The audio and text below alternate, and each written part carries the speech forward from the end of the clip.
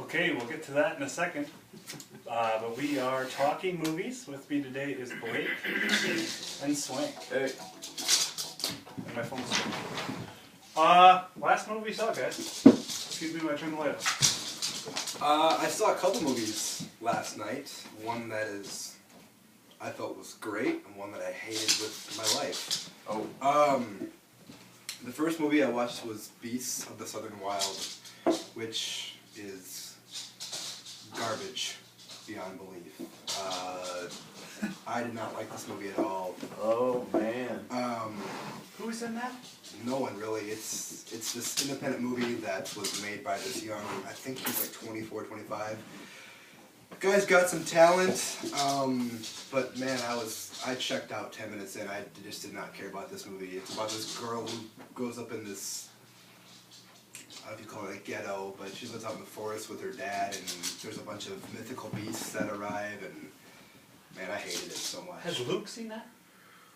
I feel like we've talked. I think he's talking about it. I think either Luke or Dave. I didn't like it. That's a discussion point next time. I didn't like it. It sounds like a Dave movie. Right after, I watched End of Watch with Jake Gyllenhaal and Michael Pena. Yeah. Man, I loved it. It was great. Two cops shot from POV cameras. It was intense. So, I mean, the acting was solid. The way the movie was set up, how they just kept getting in more and more danger, and how the director built the tension. Fantastic movie. Same guy who did Training Day, Street Kings, all those LA crime movies. I loved it. Those are the last two I saw. I actually saw, the last two movies that I saw were in the theater. That doesn't happen very often. First one I saw was Sam Mendes, his addition to the Bond franchise, Skyfall. I thought that movie was great. I loved it. The best looking Bond movie that I've ever seen, by far. Was it Roger Deakins? Roger Deakins, cinematographer for all of the Coen Brother movies and you know, amongst other films. But yeah, wow. There were points where I was just watching and I was just like, man, I can't believe I'm watching a Bond movie right now because it looks so great. Javier Bardem makes a great villain. Daniel Craig doesn't seem as bored this time around. He just seemed bored in Quantum of Solace for some reason. I don't know. I didn't hate Quantum of Solace, but I don't know. It just wasn't as good as Casino Royale or whatever. But definitely recommend it. Definitely recommend going to see it in the theater. My mom doesn't even like Bond movies very well, but she loved it too. So, and then we saw Steven Spielberg's Lincoln the other night. How'd that go? The movie was really good. For 2 hours and 25 minutes, the pacing, it seemed fine. It didn't really seem too long until towards the end, because there's an epilogue after another epilogue, and it's just, come on. So is it like Return of the King then, in a way? It's not that bad, but it just, there's a perfect note that he could have ended on, but I think Spielberg I don't know, just to keep sounds like a Spielberg movie. Just to keep the audience with it, or just to dumb us down a little bit. Like he had to go and shoot another 5 minutes, and it kind of took me out of it. But only gripe, I mean, star-studded cast, Daniel Day-Lewis. How good is Tommy Lee Jones in it? He's awesome. I hear that. He's great. It's probably one of the better roles that he's had in all. Well, I guess. Who is he? He's one of the main abolitionists to get the 13th Amendment passed. I can't remember his name off the top of my head, but yeah, it's a really good role for him. And Daniel Day-Lewis, wow, he was just really exciting to watch. I don't know. Some people might find it boring. It's inevitable, but I would recommend Lincoln as well. I watched a couple really, really old movies. St. Elmo's Fire, which I had never seen. I was actually pretty impressed by a lot of it. I thought it was a little bit on the depressing side, but I thought it was really good the way they kind of engaged all the temptations and just kind of craziness that happens, you know, like after high school and after college, that type of thing.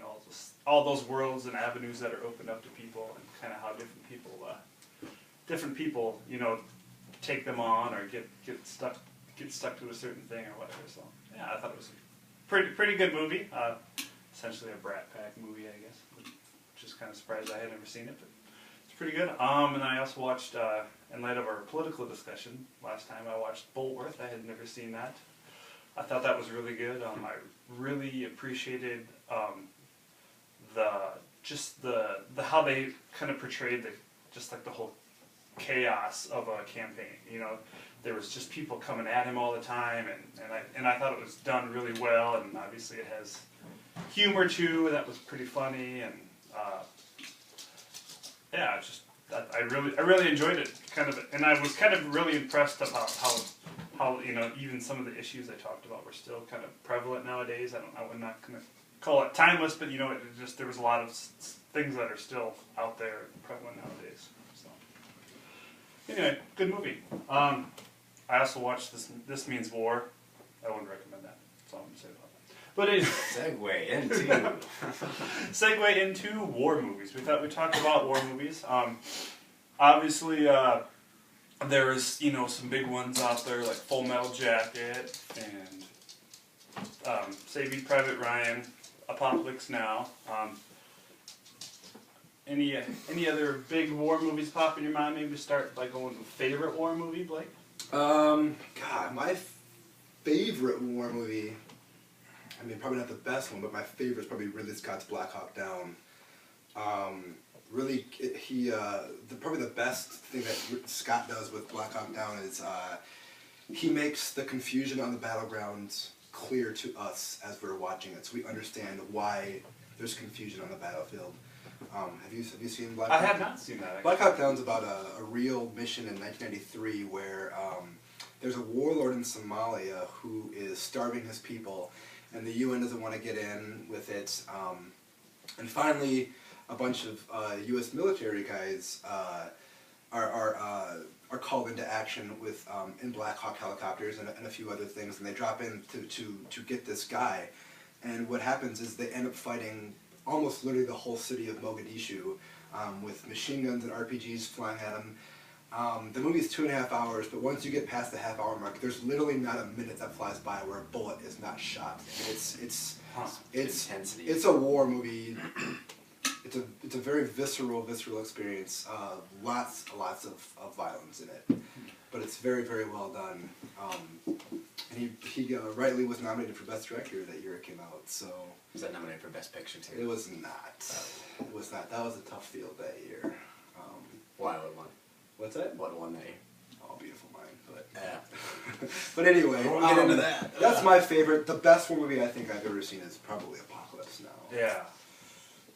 Especially the Redux. I love the Redux. Okay, I haven't seen that. I think it's a good 40 minutes longer, but Wow, I think it's better paced than the original.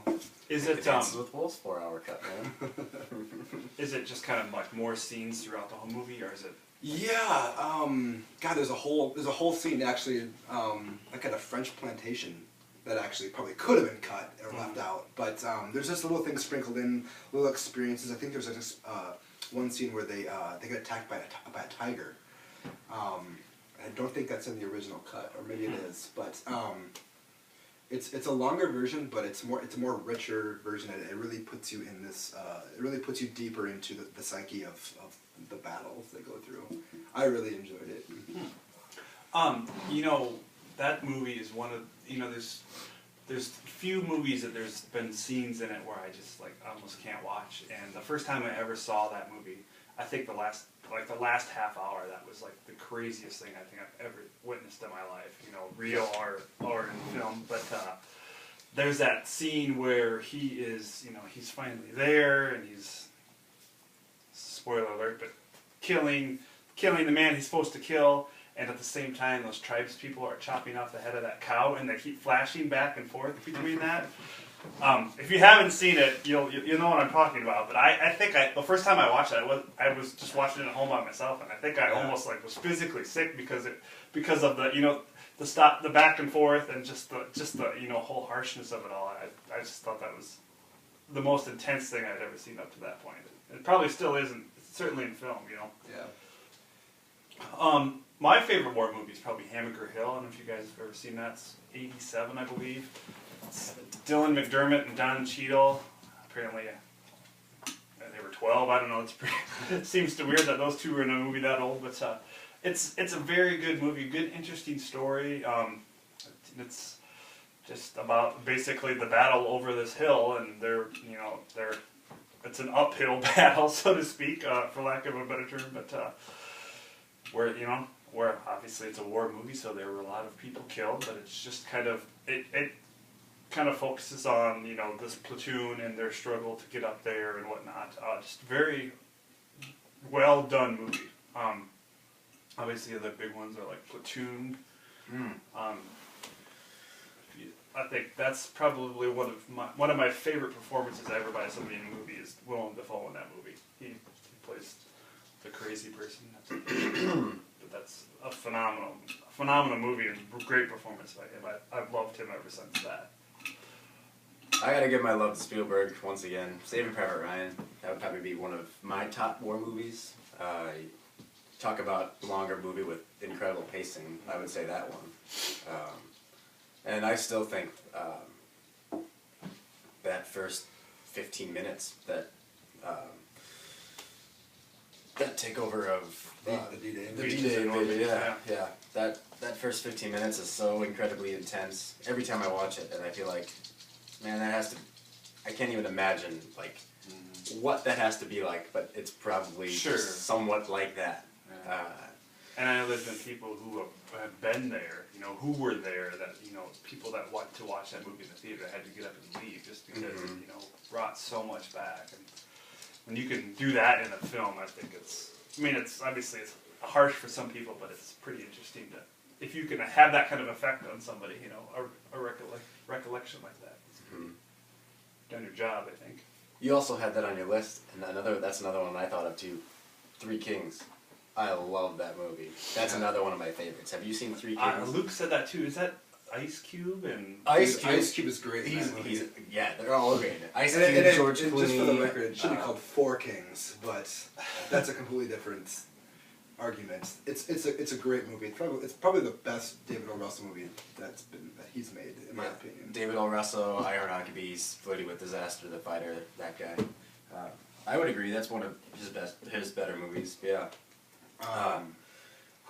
Ice Cube, George Clooney, Mark Wahlberg. Mark Wahlberg is great in it. And Spike Jonze, writer-director Spike Jonze, who would be the fourth king. He would be the fourth king. Right. He puts in a great performance in that movie as well. Yeah, it's a movie infused with a lot of energy, and it's not really seen on screen, but there's this hidden energy in the film that keeps the movie running, that you just love watching what you're seeing. And of course there's little things that Russell sprinkles in, like the bullet penetrating the stomach, and you see the bile filling up, things like that. When he plays Beach Boys music when they're going to raid that town, that's really cool. It's a really great experience. One of the best '90s movies I think that was made.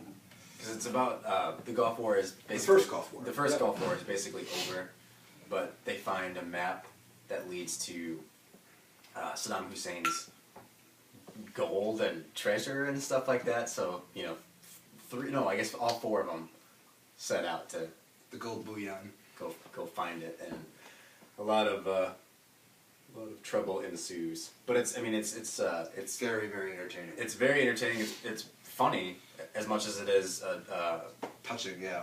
Dramatic, touching, sure. And it's so bright. The filters. Sunny. The filters they use are makes you. Well, it's the desert, isn't it? It really gets the point across that it's hot. And it almost makes you squint the entire time because it's just so sunny in your face. And, no, definitely recommend Three Kings if you haven't seen that. I have a whole list.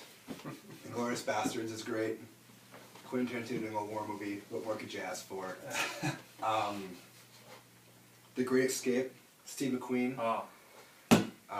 Stashles Bronson. Yeah, I mean... Or maybe not Stashles. I can't I remember. think he had it, but Still, Bronson and McQueen in the same movie. What more could you ask for, honestly? In terms of maybe Clint Eastwood. older actors. That's- Yeah. But I could ask more if they were alive, and they could be in Expendables 3. oh, yes. The Dirty Dozen. That's Telly Savalas. Telly Savalas, yeah. Yeah. That's a stash with Bronson. I can guarantee you that. Yeah. Enemy at the Gate is another good one. Ed Harris. Oh, yeah. Ed The Harris. Sniper War. The Hurt Lock. Sorry, you talked No. about three. You know, the brightness of Three Kings, the The- darkness and Enemy at the Gates. It's, I mean, just the dingy dirtiness of the country and stuff. That's yeah. I forgot about that one. Yep, Is it's Viggo in that too, or who's the other guy in that? It's The guy from Shakespeare in Love. Jude Law. Joseph Fiennes. Joseph Fiennes and June Law. Jude Law, and then of course Rachel Weisz is in it as Rachel well. Weisz. And Bob Hoskins actually. Bob Hoskins is in that. Oh yeah. Wow. School scenes. There's some other things. They're not necessarily movies, but I have seen some. The Brits do a wonderful job capturing English life during World War II, especially. I've seen a couple miniseries. One called Island at War, which is basically about the first British Isle that was taken over by the German soldiers.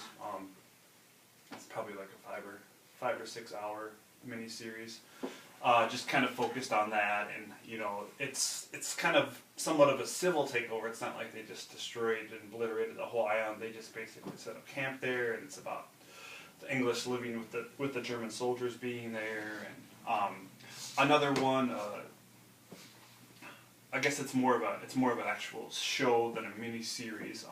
It's called Foyle's War. It's about a guy who solves mysteries during that World War II time. I think there's like 4 seasons of that essentially, and it's really interesting because his son is also a British fighter pilot, and it's interesting just because of the scene, the scene and the time period. Is it like a detective show in the army? And like Pretty much, and it's just really slickly done. It's got great characters. British NCIS. Yes. But said it one more time. It's interesting to see their perspective because obviously they were a lot more closer to things than we were during that. So and they portrayed it very well. So. Any other war movies you can think of? Just Another one I really enjoy would be The Patriot. I've always enjoyed that movie. Roland Emmerich, Mel Gibson. one of his better movies. Heath Ledger, of course. That's the Revolutionary War, like 1886, right? not a history major. Yeah, this is terrible. I'm really showing my life. A great John Williams score. Yes, it is actually great cinematography too. Mm-hmm. It's a great looking movie. It gets really And sad. too, Jason at parts. Isaac is an evil bastard in that movie. My God, any movie that he's a villain, he's an evil bastard. He is evil. I'm glad you mentioned cinematography because that was kind of something I was thinking about too before this. That I feel like sometimes in war movies, obviously, the camera shots really help the movie along, but I feel like sometimes there's way too much of a focus on cinematography in war movies. Like like that Thin Red Line. We talked about that before. I'm not sure if we talked about it on camera here, but I just feel like that. It's almost like too pretty. You kind of get it's too pretty, too colorful. It's a war movie. You don't want to. I don't want to necessarily be entertained or enlightened by beautiful shots. Not there can't be beauty in something like that, and it kind of keeps the harshness down. But what do you guys think about cinematography in war movies? I think there's certainly there's a necessity for it to tell a story. I guess I don't know. That's a good question. I never really watch war movies for cinematography, so I don't notice it maybe as much. The Thin Red Line, to me it's a war movie and it's not a war movie. But I guess you gotta look at the director. The guy loves to paint with his camera, I guess. I don't know, like Black Hawk Down to me is a good looking movie, even though it's a very gritty and bloody movie. But it still looks very good. I forget who the cinematographer was on that. I think it's Andres Sukala, but I'm not 100%. But like, I mean, like, to me, like some war movies are almost too disgusting looking. Like you talked about Enemy at the Gate looking very drab and depressing, and I think a lot of them look too much like that for my taste. I think there's just got to be a nice middle ground that they got to find. That's my 2 cents about it. I really don't have an overall opinion on it. I think they get there's so much like set direction and art direction put into movies like that I feel like it's completely wasted if your movie looks like garbage. You know, like there's so many things going on that, like you said, it depends on the director. I guess it depends on the cinematographer. I don't know. If your war movie looks like crap, it's sorry guys. Yeah. You got way too much going on that you could make something happen, but I don't know. Yeah. So, favorite war movie going around the room again? Hamburger Hill. What did you say? I'd say a toss-up, Saving Private Ryan and Three Kings for me. And with Black Hawk Down. Take that, Apocalypse Now. Saving Private Ryan. I also think Revolutionary War. I don't think that was in the 1800s. Sorry, folks. To further embarrass myself, I'm not going to answer. We'll get a fact checker here next time. And if you're looking for something to do, we need a fact checker. But anyway, this has been Talking War Movies. Thank you for joining us and listening. Have a good day.